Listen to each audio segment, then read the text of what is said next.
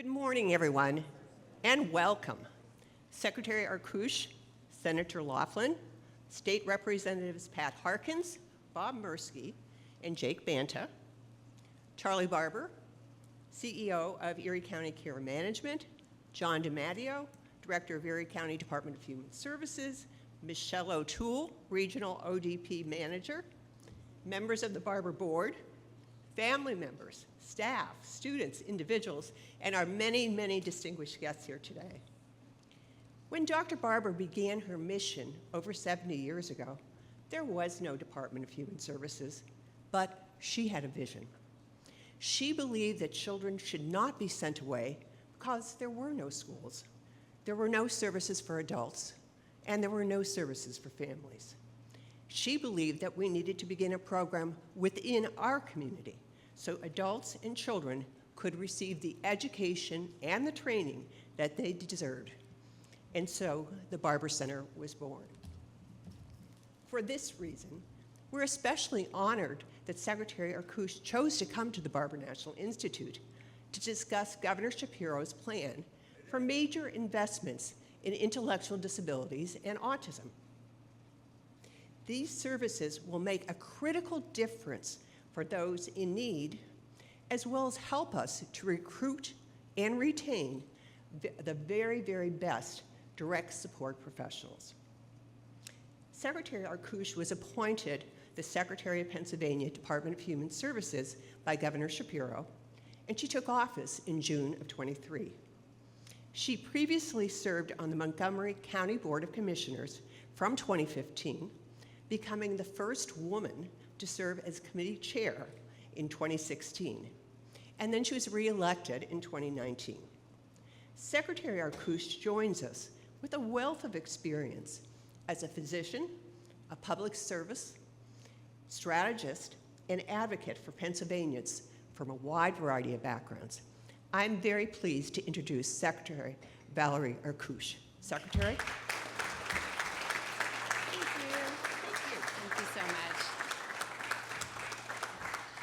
Good morning, everybody.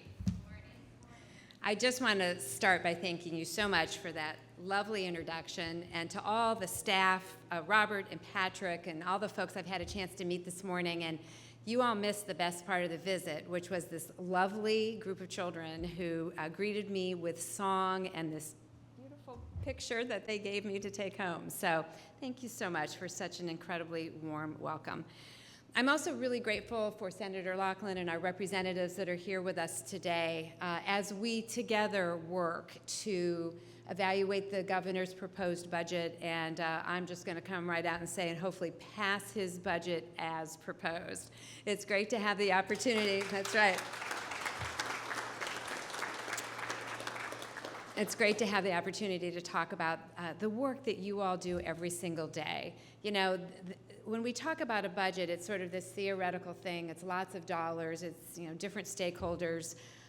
But at the end of the day, those dollars go to places like this. And they go to people like you who are serving another group of people who are all around us in classrooms and out on the playground and having probably about to have lunch. And that is what this is really about. These budgets are actually about Pennsylvanians. And it is so critically important that we make sure that you have the resources that you need to serve the Pennsylvanians that need your help and your assistance. It's so interesting that you said there was no Department of Human Services when Barber was founded. You know, it's funny to think back to a time like that. But today, the Pennsylvania Department of Human Services is the state's largest agency. We oversee our Medicaid program, which, among other responsibilities, provides support and services to help adults with intellectual disabilities and autism live with dignity and live with independence among their families and peers, to pursue jobs and other goals, and to live the everyday life that they want to live. These are values that we hold close in our work to strengthen services and supports for Pennsylvanians with intellectual disabilities and autism, their families, and their caregivers. But people with IDA often have to wait to access the supports that they need because these services have never been funded to allow everyone who needs access when they need it actually have it. There is a waiting list for home and community-based services, and it is very common for people to wait years before being enrolled in a home and community-based services waiver. Many other states have waiting lists, so Pennsylvania is not alone. But how we have been doing things is not working, and it is time to make a change. Our system of care and the dedicated professionals who serve Pennsylvanians with disabilities are and should be that bridge to a successful everyday life. Ensuring people receive the right services at the right time, not just when capacity allows, is key to building this bridge and helping people live how they deserve. We need to end our adult emergency waiting list. And Governor Shapiro's 24-25 budget will give us the foundation to make this transformative change.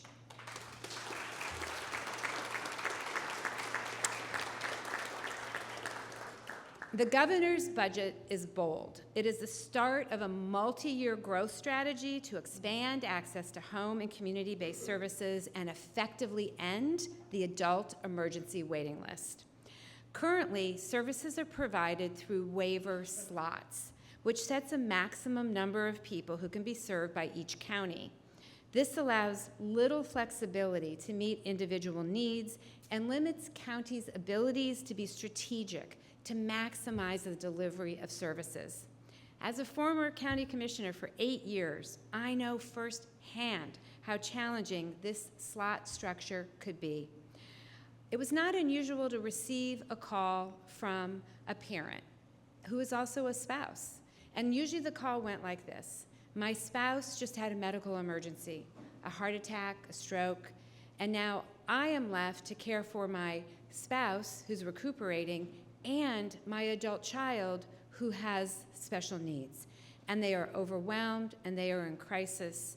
And because of this slot structure, there was very little that we could do at the county to help that family meet their needs. Moving forward, a county's capacity will be allocated by an overall budget rather than just designated slots, giving counties what they have been asking for years: more flexibility to serve people based on an individual's current needs. Additionally, we're investing in capacity in these programs. This past January, the Department of Human Services expanded capacity to serve an additional 1,650 individuals based on current program availability. And Governor Shapiro's 24-25 budget will add capacity for at least 1,500 more people. But investments in capacity are just one part of this equation. This work is not possible without service providers and direct support professionals who help put these values into action through their work every single day. Their work makes these investments and the progress we're making possible. We can't improve access to services without also supporting the people who provide that care and support. Direct support professionals are at the heart of this work, and we must recognize their commitment and their impact.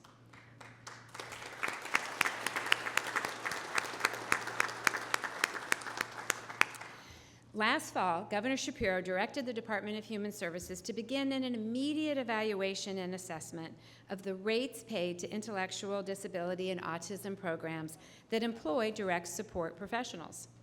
We know the workforce landscape is still challenging following COVID, and we need to be sure that providers are reimbursed at a rate that keeps up with the cost of operations.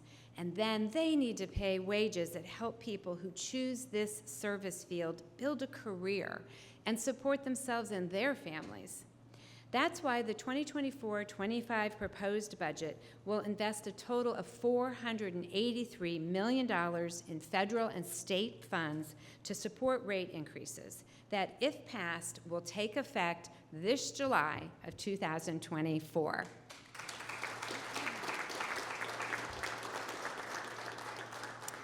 But we cannot make this progress alone. We need support from our General Assembly, which is why I'm so happy to see so many of our General Assembly members here today. As I like to remind everybody, the governor proposes a budget, but our General Assembly members must pass it. And so it's just essential that you reach out to them to let them know how important this funding is for you, for your family members, for your coworkers, for incredible facilities like the one that we're standing in today. Your voices matter, and your advocacy is making a better Pennsylvania for so many people with intellectual disabilities and autism. As the budget process moves forward, we will continue to lift up your voices to share why there is such need for these critical investments, and we're looking forward to working with Senator Laughlin and the General Assembly to make these multi-year growth strategy a reality so that we can end this adult emergency waiting list once and for all and build that bridge so that everyone can have their everyday life. 2/3 of states, 2/3, currently have waiting lists for home and community-based services. If Pennsylvania begins to eliminate ours by growing our programs through investment and more responsible management, we will be a national leader in this space. Pennsylvanians with intellectual disabilities and autism deserve this, and we will keep working toward our goal to eliminate barriers to services and make fulfilling everyday lives a reality for every single Pennsylvanian. Thank you again for having me today. It's such an honor to be here with you. And now I would like to introduce Senator Laughlin.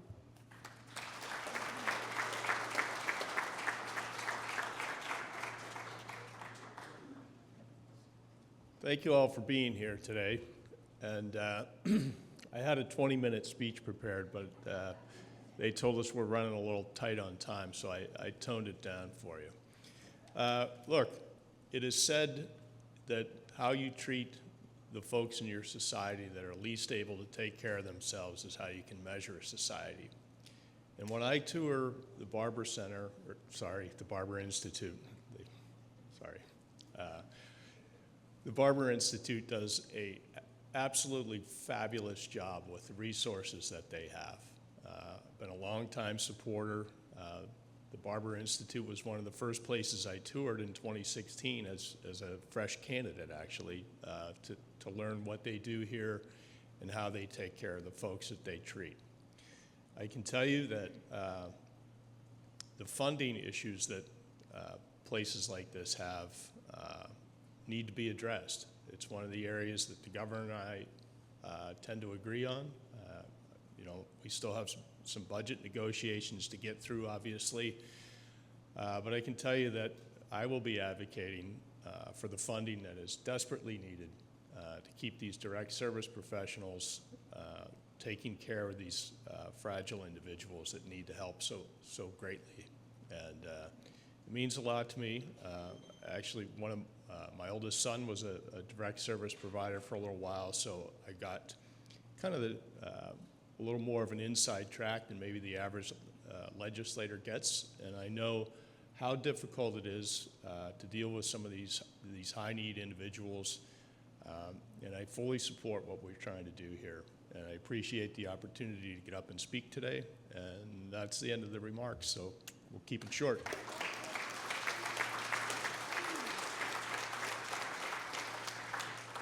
Representative Harkins.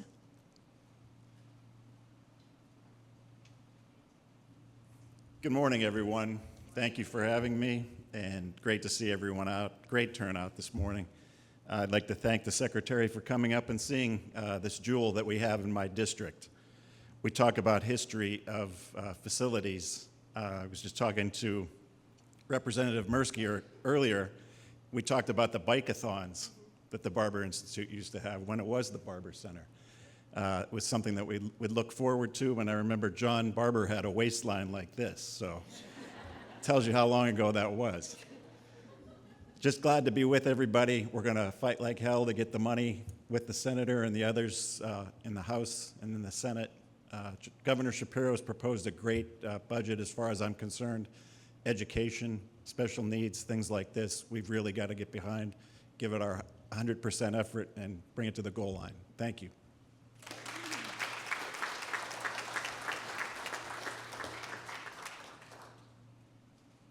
Representative Merski.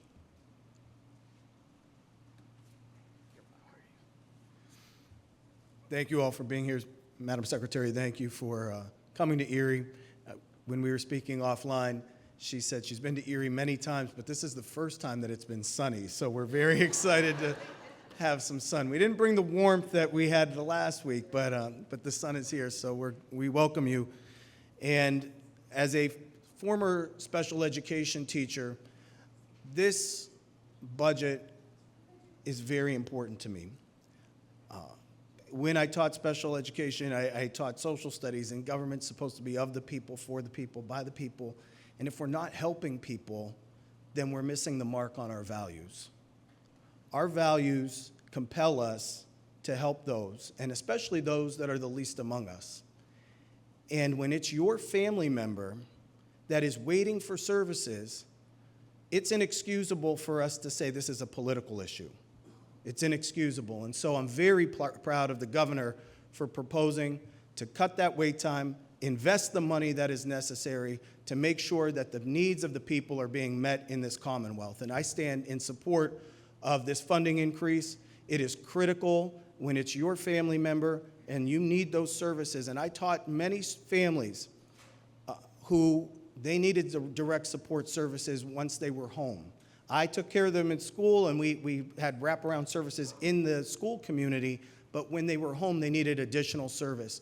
And to not have that, it throws the whole family off. And it's all hands on deck, and it really is critical for the growth and development of our people, and especially our adults. Once the parents age out, and it's harder for them to take care of an adult with special needs, it's critical to have those services available. So I want to thank you for this budget proposal. I stand in support of it, and let's get it across the finish line. Thank you.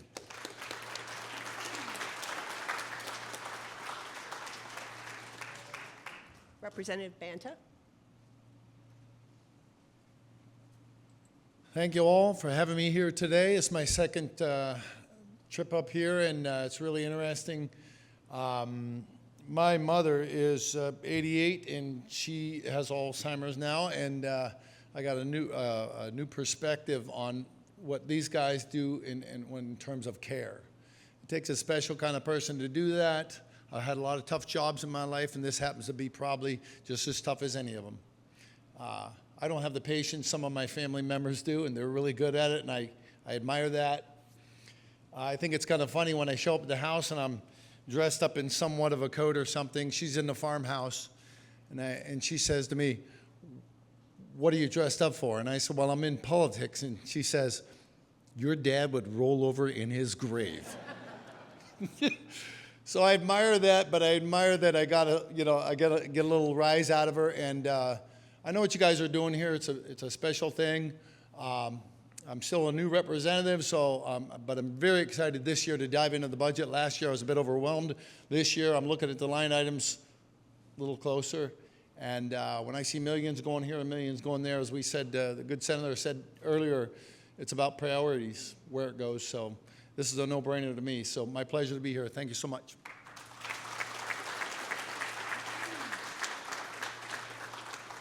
Thank you, Representative Banta. Now I'd like to introduce Senior Vice President Bob Barber.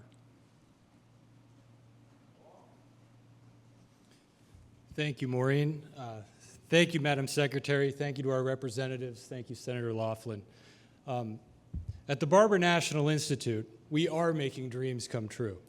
We provide children and adults with autism, intellectual disabilities, and behavioral health challenges and their families the education, support, and resources needed to be self-reliant, independent, and valued members of their communities. In addition, we provide the professionals who serve them with world-class education and training. At the Barber National Institute, we believe that all persons have the capacity for growth and fulfillment, and to that end, they must be offered and afforded every opportunity to attain the greatest use of their potential within themselves and their communities. As the need for the services and opportunities that we provide continues to grow, we recognize the community of people necessary for us to deliver world-class service to individuals with disabilities and their families. To Governor Shapiro, Secretary Arkoosh, Senator Laughlin, Representatives Merski, Harkins, and Banta, we want to thank you for believing in our mission and for your support as we work to achieve our goals. To my Uncle Charlie Barber at Erie County Care Management, John DiMatteo in Erie County Department of Human Services, and Lana Reese in the Erie County Office of Children and Youth, we thank you as well for your expertise, your guidance, and your support as we work diligently to continue the mission that Dr. Barber began more than a half century ago here in Erie County and across the Commonwealth of Pennsylvania. So next I'd like to ask I believe my brother Patrick, the Senior Vice President of Administration.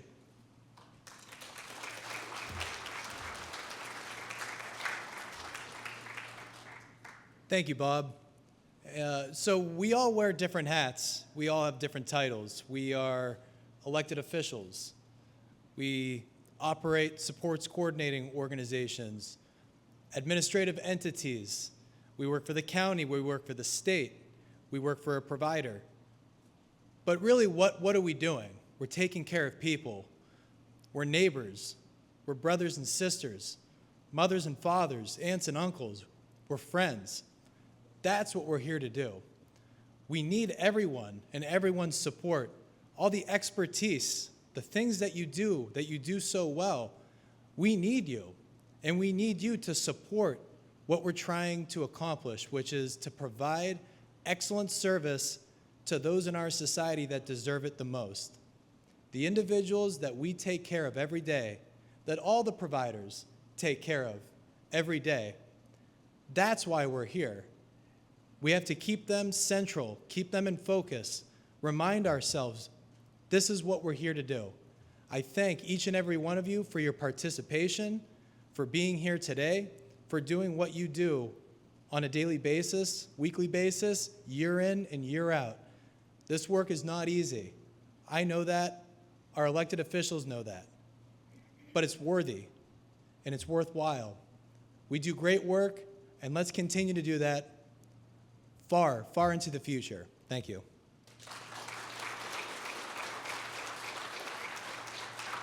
Thank you, Patrick. I met our next speaker, I'm thinking about 23 years ago. Karen was having her son come to preschool here at the Barber Center, and Karen was strolling him in her little cart through the school. So she would have a chance, Eric would have a chance to meet his teacher. So we met, and 23 years later, she's here, and she's going to talk to us about Eric and the successes he's had in his various programs here at the Barber National Institute. Karen? Thank you so much for having me. I'm honored as a mom to get a chance to speak because I guess it's a very important job. But I'm Karen Groshek, otherwise known as Eric's mom, for almost the last 27 years. And as Maureen said, we've been involved here since Eric was weeks old, and he will soon be 27. And at the moment, he resides across the street during the day at 99, better known as the day program. Eric went to school here up until he was 21, and it was always my biggest fear what was going to happen after Eric graduated. His dad and I wanted him to stay home as long as we could keep him, but be in a program so that we continue with life and Eric would continue with life. So it's marking 5 years in August that Eric's been part of the day program, and he's so important. His face is even on the clock over there now, but he absolutely loves it. And he has an amazing direct service professional named Michael, who day in and day out meets Eric's goals, keeps him happy, gets him out in the community. Eric never sits over there across the street. He is out at the YMCA, he is at the Cat Cafe, he's exercising in the park, and he lives a full life. But that would not be possible without programs and funding for day programs such as 99. And COVID really made it so evident to me how important it is to have this, because Eric and I were both very unhappy people for 8 months, as I had to quit my job, and he and I walked roads 2 miles a day just trying to pass the day. And he would cry with his backpack every day, wondering why he couldn't go there. And it was hard to explain, but we were one of the first to get called back, and since then, he's living his everyday life. But there is truly a shortage of DSPs. And I feel like I am in a success story, Eric and I. We are one story of success that has the funding, that has the services. But I get calls every few months from moms crying that are home with their adults. They are not working, their individuals unhappy, and they're saying, how do I do this? What do I do?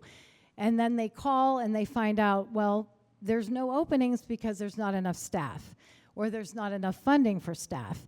And so my greatest hope is that I never, ever have to hear another story like that again, that all individuals would be, their needs would be met, that DSPs would have the right education and the right funding and the right wages so that they will invest in this, because they're investing in lives like Eric, what is so important, that he is happy, which makes happy families and communities.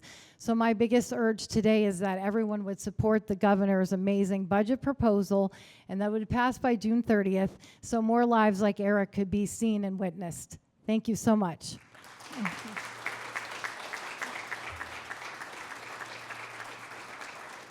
Thank you, Karen. Now I'd like to introduce Fanata Clinton, a residential lead direct support professional at our Conrad House in Erie.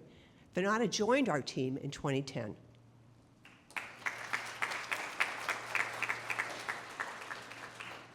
I just want to say it's a very rewarding job that I do, working with individuals with disabilities. Definitely we have staffing issues that need to be addressed. Definitely need a funding for training, to train on the different type of disabilities, such as autism. That's like a big issue we have right now with the training situations. But it's a very fulfilling job for me. You know, I like what I do. I love all my clients. I worked at a lot of different homes at the Barber Center too. So yeah, definitely a fulfilling job that I have. So I didn't want to give too much of my time, but yeah, thank you.